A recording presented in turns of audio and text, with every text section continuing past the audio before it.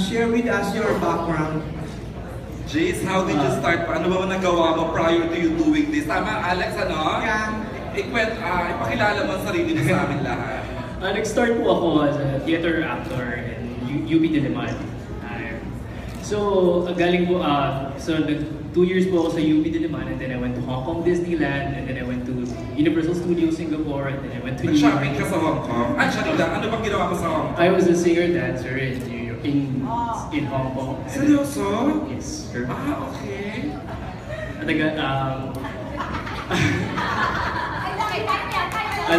Naging singer din po ako sa Universal Studios.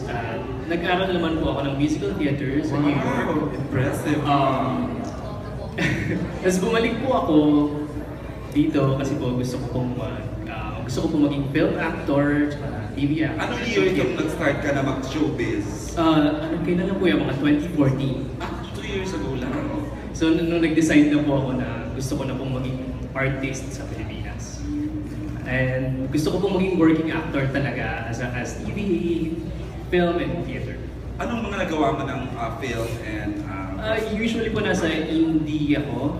Kailan lang po ang Esprit de Corps, yung Cinema One Originals 2014. Nasa The Janitor po ako. At noong 2008, Cinemalaya J, estudyante pa po ako lang. Kailan lang po nasa Cine Filipino ako, Sakaling Hindi Makarating. Wow! Yun. Sa TV naman po,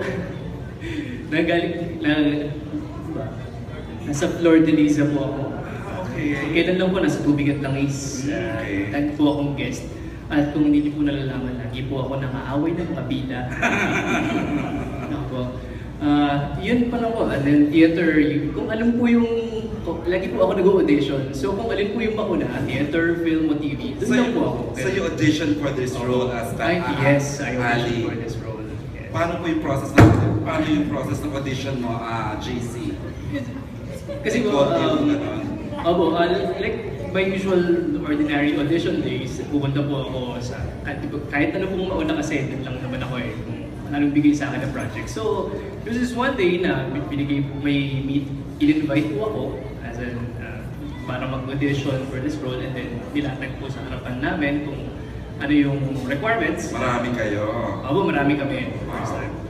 And then, 2 days po siya eh. Tapos yung second day, binigay na po sa akin yung script. Then, na-meet ko na si Director Net. Marami ka na agad? Actually, nung time na yun, ina-expect ko, okay na ako kung maawain ko lang si James dito.